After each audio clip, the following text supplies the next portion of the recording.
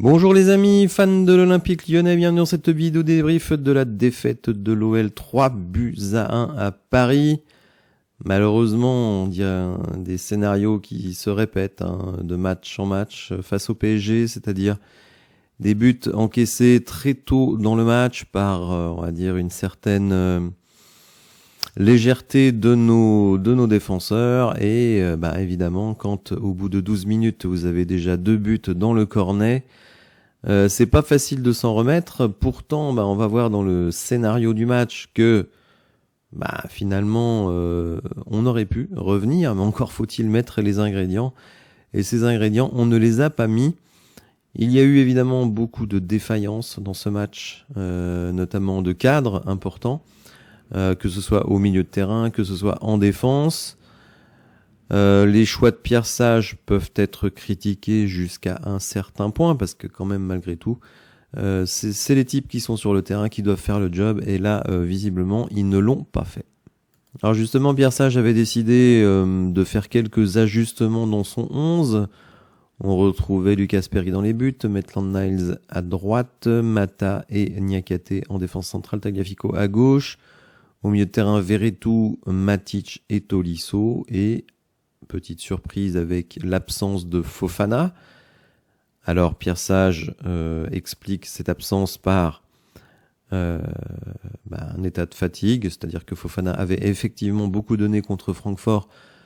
Donc Maître Nuama, qui est quelqu'un effectivement d'extrêmement rapide, etc., ça pouvait s'entendre parce que, on va dire, le but c'était avec ce 11 de mettre beaucoup d'expérience en défense et au milieu de terrain, et de compter sur nos flèches sur le plan offensif, donc avec Ryan Cherki à gauche, je pense pour la première fois de la saison, et Mikotadze qui remplaçait Lacazette. Mikotadze qui a quand même mis un but quand il a été bien servi, ce qui a été le cas par Ryan Cherki. Ça a été une des rares occasions intéressantes du côté de l'OL.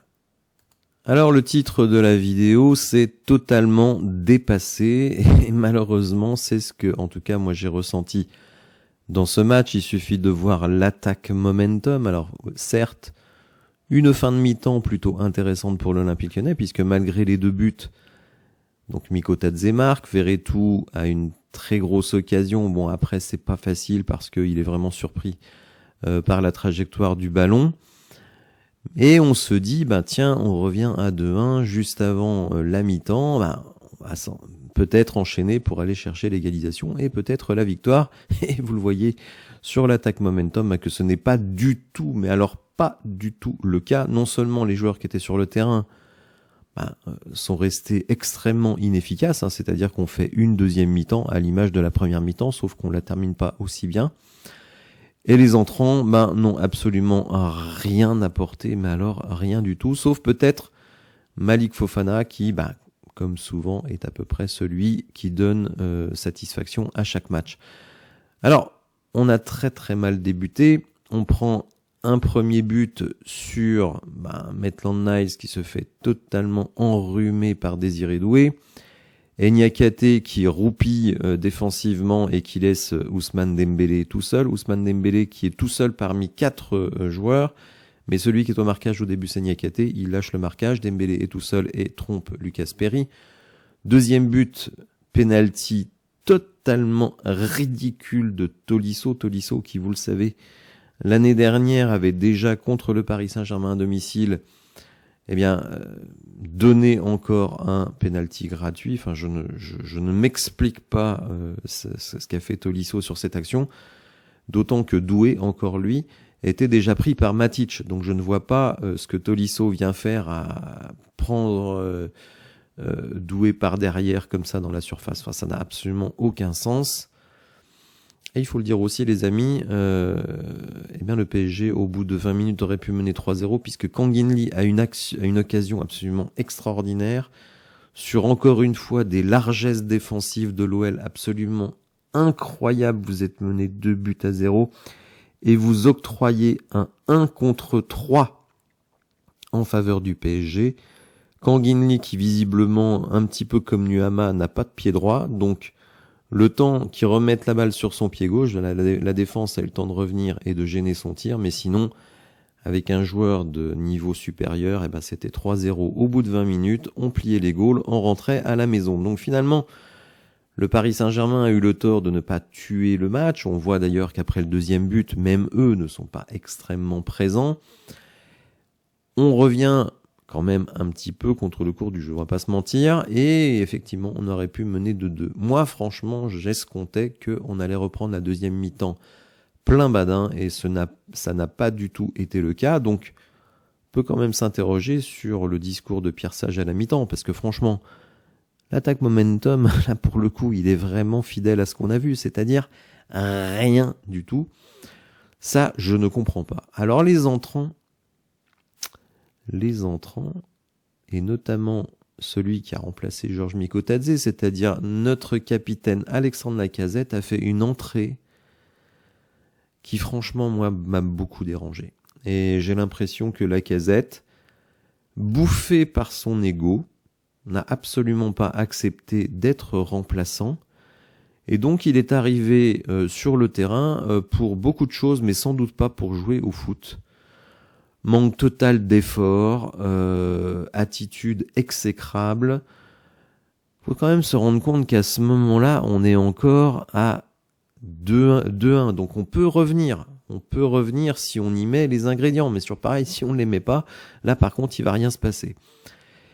Et donc, on aurait pu espérer avec des jambes fraîches, puisque un certain nombre de joueurs sont rentrés, dont Fofana et Lacazette, et bien qu'on aurait pu réinitier le pressing. Benrahma également est rentré, donc Lacazette en pointe est le premier à initier le pressing. Alors vu son engagement de joueur du dimanche matin de 58 ans, excusez-moi, mais il pouvait pas drainer qui que ce soit dans son sillage.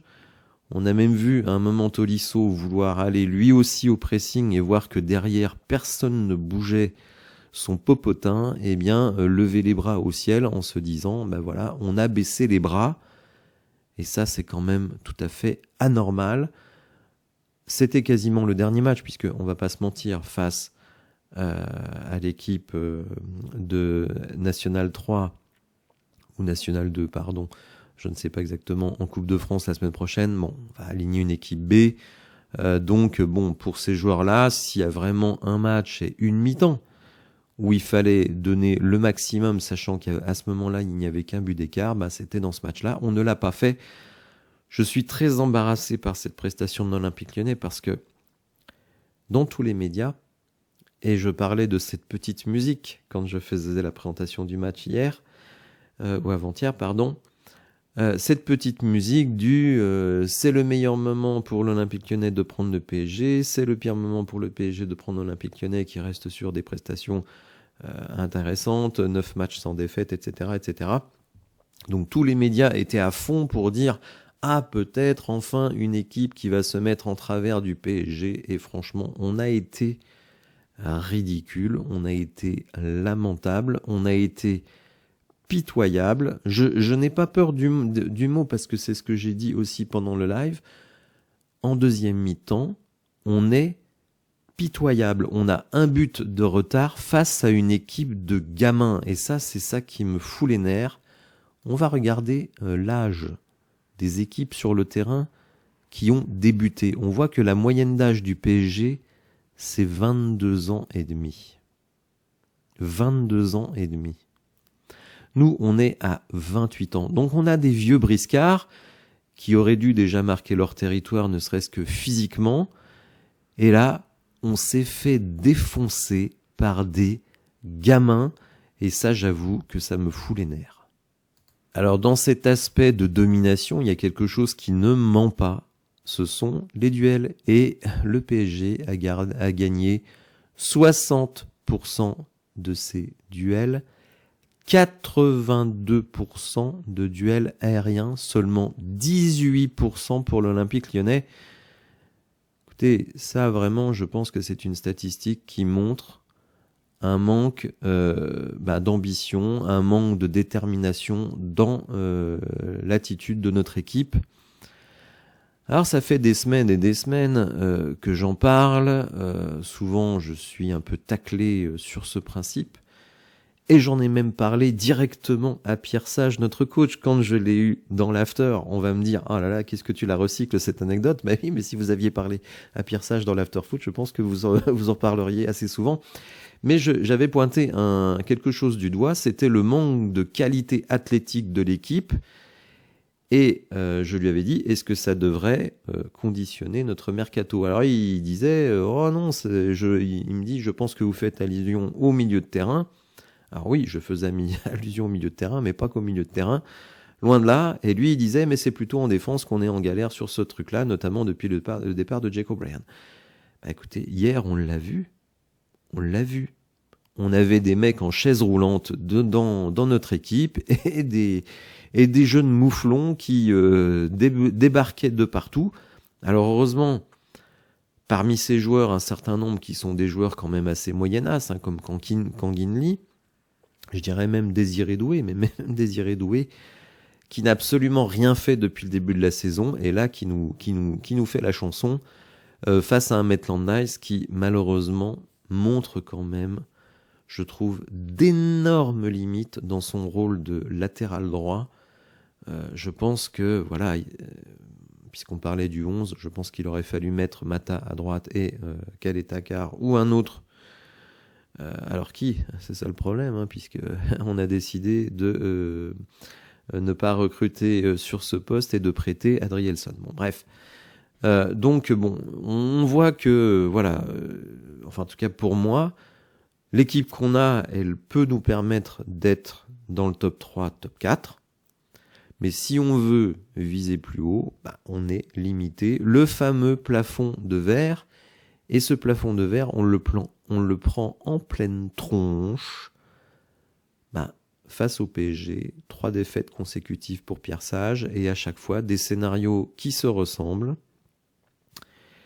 C'est-à-dire, on prend des buts dès le départ, et ensuite, le PSG gère. Parce que, moi, ça me fait un petit peu rigoler, les amis, quand on entend dire « Ah ben oui, mais bon, après avoir pris les buts, quand même, ça a été plus équilibré, et tout ça, etc. etc. » Mais oui, mais quand vous avez une équipe qui mène 2-0, évidemment, elle n'a plus la même agressivité, elle n'a plus la même détermination. On a bien vu que le pressing du PSG, qui était étouffant en début de match, eh bien, c'est un petit peu délité.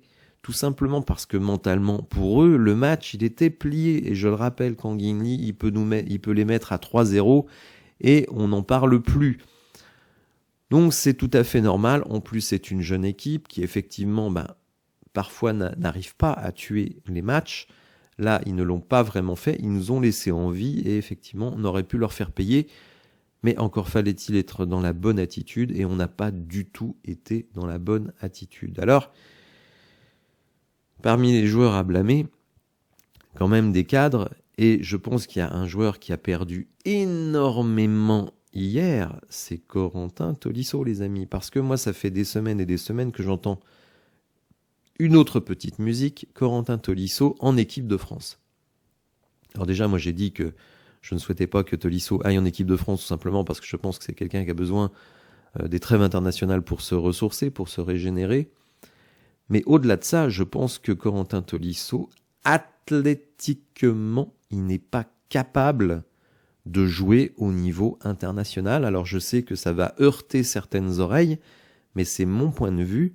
Et justement, hier, dans un gros match, et pourtant, face à des crevettes, parce que le milieu de terrain du PSG, c'est Vitinha, Neves et Zahir Emery. Les mecs, c'est 1m72, 1m73 maxi, 65 kilos tout mouillé, et pourtant Tolisso n'a pas existé. Bon, je parle même pas de Veretout, parce que Veretout... Bref.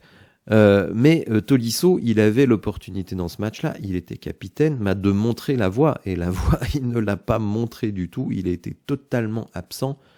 Sur 90 minutes, il joue 37 ballons, il en perd une bonne dizaine. Bref, Tolisso, sous les yeux de toute la France du football et sans doute de Didier Deschamps, il s'est liquéfié dans ce match où c'était lui qui, au contraire, devait montrer la voie. Donc, je pense que si, du côté de Didier Deschamps, on avait l'intérêt de relancer Tolisso en équipe de France, je pense que cet intérêt, il a totalement disparu. Ce qui n'est pas forcément le cas pour Ryan Cherki, qui, lui, dans ce naufrage collectif, a été le seul qui a apporté un peu la lumière, notamment avec cette passe extraordinaire sur Mikotadze. Je pense qu'il a encore marqué des points, Ryan Cherki, même si, là encore, quelque chose qui peut être mis au débit de Pierre Sage, c'est que, à mon avis, il est sorti beaucoup trop tôt dans ce match. Pierre Sage explique ça par le fait que Cherki ne faisait des courses que offensives et pas défensivement. Ouais, mais enfin bon, avec un but d'écart, je préfère un Ryan Cherki qui va pas faire trop d'efforts défensifs, mais qui de temps en temps va allumer la lumière, parce que là, la lumière, elle est restée éteinte jusqu'à la fin du match, et surtout après sa sortie. Alors, dans ce tableau cataclysmique que je dépeins sur la performance d'hier, et je vois pas comment on peut avoir une autre analyse de ce match, eh bien, on a de la chance parce qu'en fait, quasiment toutes les équipes qui sont autour de nous ont fait match nul, donc finalement n'ont pris qu'un point. Là, nous, on en prend 0.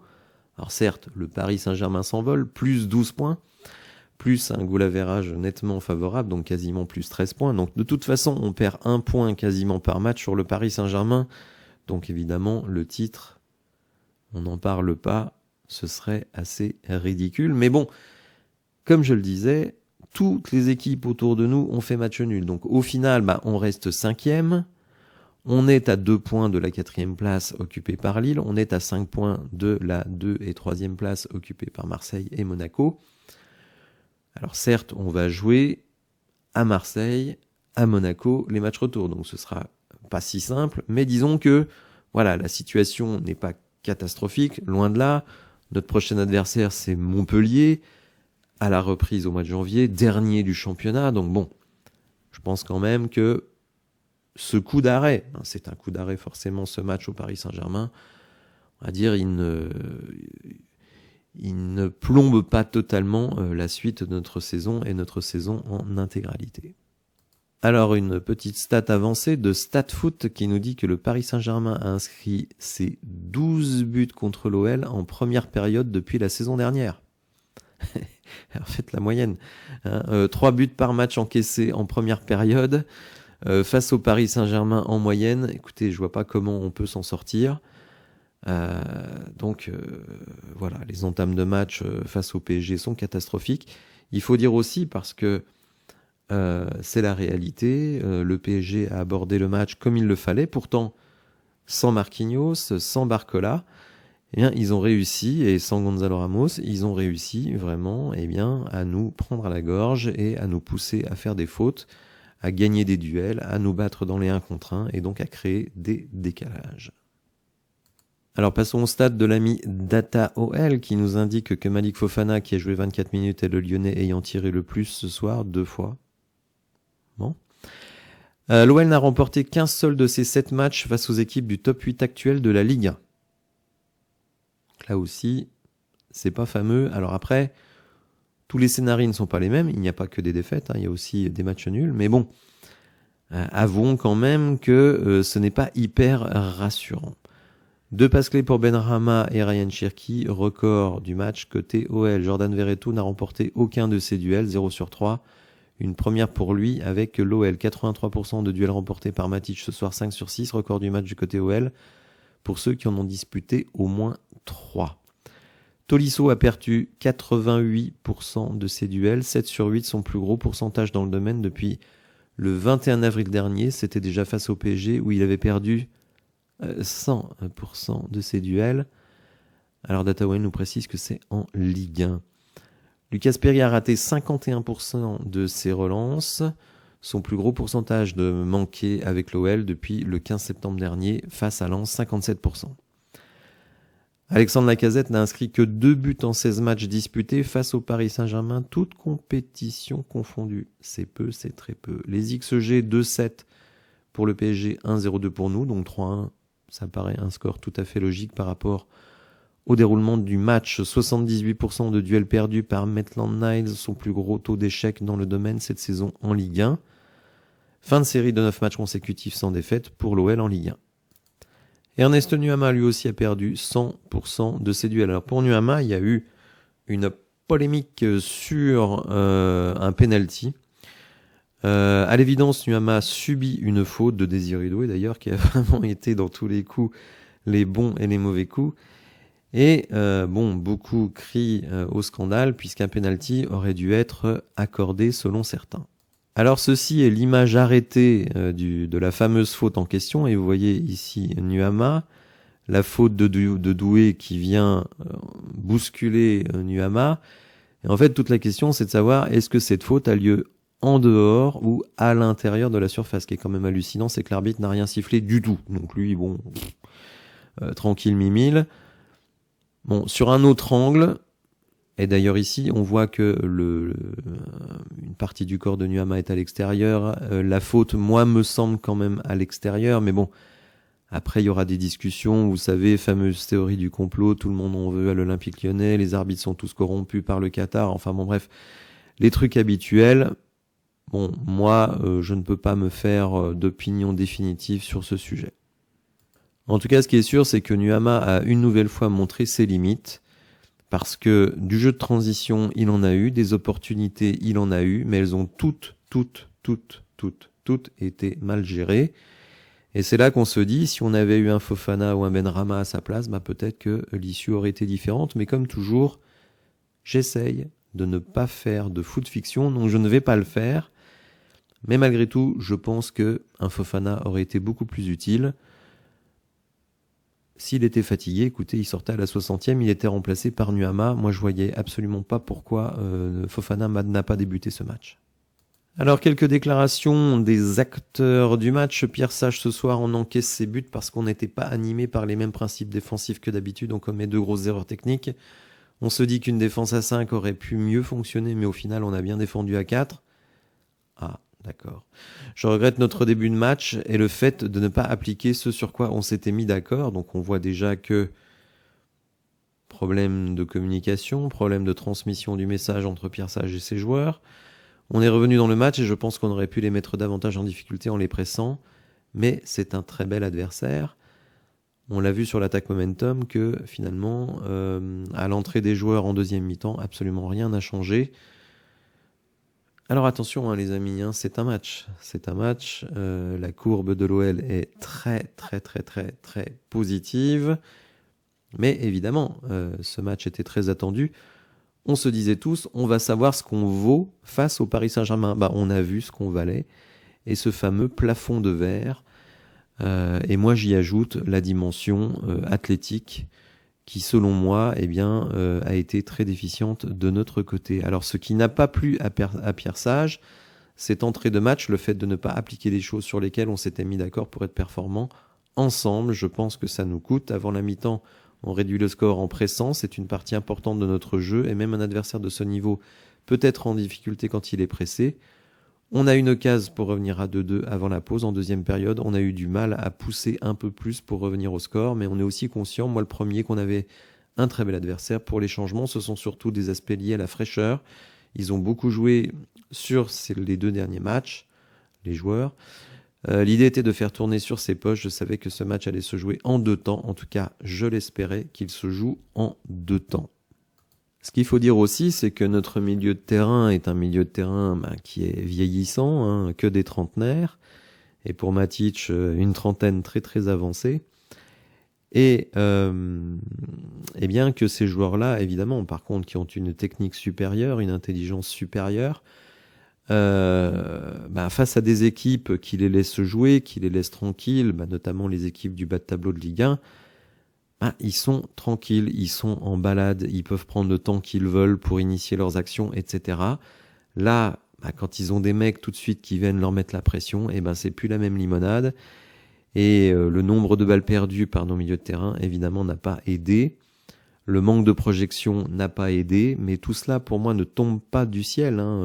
Pour moi, en fait, je peux pas être vraiment déçu, je peux pas vraiment, mettre la faute sur Pierre Sage ou sur les joueurs, tout simplement parce que je pense que à ce niveau de compétition, face à une équipe de Ligue des Champions, tout simplement, on n'est pas invité, et tout simplement parce qu'on a des joueurs qui ont des qualités, certains joueurs beaucoup de qualités, mais par contre qui sont limités, et qui sont limités notamment sur le plan physique. Je sais que ça ne plaît pas à des gens que je dise ça, mais je le maintiens. La dimension athlétique dans le foot moderne, elle est absolument essentielle, ce qui n'empêche pas d'ailleurs d'avoir de la technique. Mikko Tadze, auteur d'un très très beau but magnifiquement servi par Ryan Cherki. On aurait dû aborder cette deuxième mi-temps avec plus de jeu. Prendre 2 buts comme ça, c'est difficile à encaisser. On réussit à bien revenir, mais ensuite on s'arrête de jouer. Je ne sais pas pourquoi. Il faut réussir à produire du jeu face à ce genre d'équipe.